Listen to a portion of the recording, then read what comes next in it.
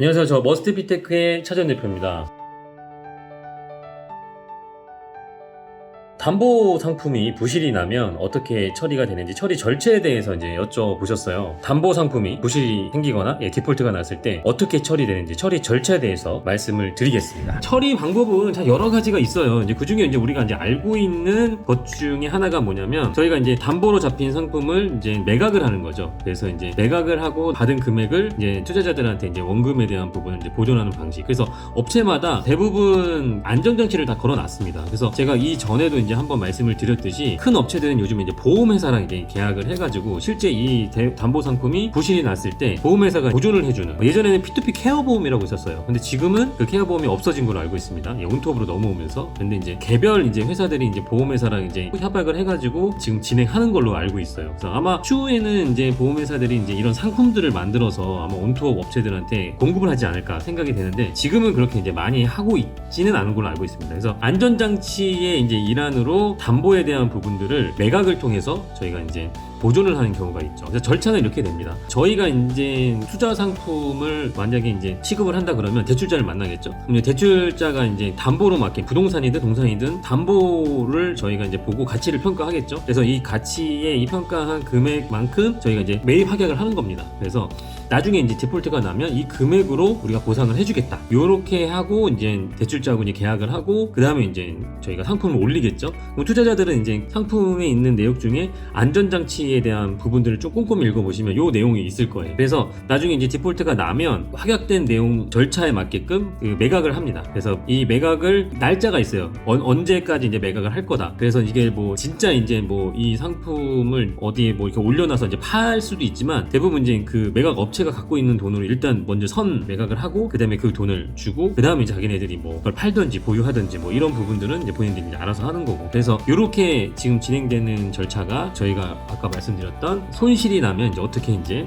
처리되는지 처리 절차에 대한 내용입니다. 좀 이해가 되셨나요? 그래서 담보로 이제 설정된 이 상품이 이제 손실이 났을 때 이제 아까 말씀드린 매각을 통해서 원금을 보존하는 이 방법이 가장 일반적이긴 하고요. 그 외에도 이제 뭐 정상적으로 이제 연체 이자가 발생을 하죠. 그래서 연체 이자로 가시는 분들도 있어요. 그래서 연체 이자를 계속 그 투자자한테 주면서 실제 이제 그 온톱 업체가 대출자하고 만나서 야, 니네 이거 어떻게 처리할 거냐. 그래서 상한 계획이라고 하는데 상한 계획을 받아서 이제 투자자들한테 얘기를 해주겠죠.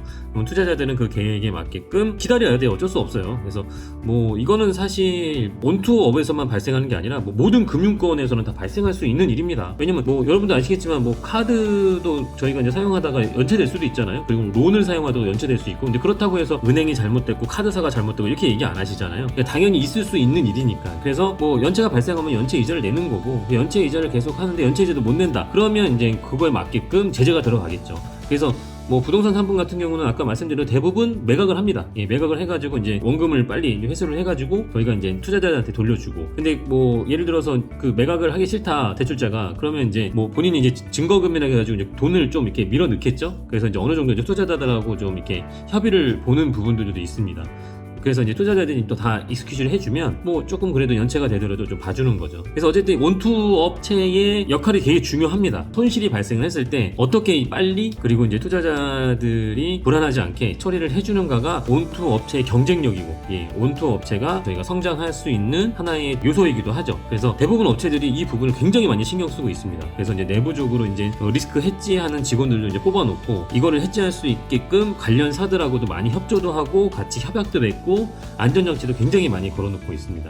뭐 금융은 무엇보다 사고가 안 나는 게 가장 중요하기 때문에 이 부분에 있어서는 여러분들께서도 조금 주의 깊게 알고 계시면 좋고, 왜냐면 아는 만큼 물어볼 수도 있고 체크할 수가 있거든요. 그래서 업체들을 한번 쭉 보시면 제가 말씀드렸던 이 안전장치와 이 처리 부분에 있어서 굉장히 많이 잘 다루고 있습니다. 그리고 모르시면 전화해서 물어보세요. 그러시면 저보다 훨씬 더 그 상품에 대해서 잘 얘기를 해주실 거예요. 그래서 이제 마지막으로 정리를 하면 담보 손실이 나면 어떻게 처리되는지의 절차는 기본적으로 어쨌든 이 담보에 대한 부분을 매각하고 매각한 대금을 가지고 투자자들한테 투자에 대한 원금을 보존해주는 이런 식으로 이제 손실 처리를 하는 경우가 많이 있습니다. 이거 말고도 동산에 대한 부분들은 좀 달라요. 그리고 부동산도 다르게 이제 손실 처리를 하시는 부분도 굉장히 많긴 하거든요. 근데 이제 이런 부분들까지 이제 다 말씀드리기는 너무 기니까 오늘은 어쨌든 여기까지. 혹시 더 궁금하시거나 아니면 제가 뭔가 틀린 이야기를 했을 리는 없지만 그래도 뭔가 부족한 부분이 있다면 언제든지 이 아래 메일로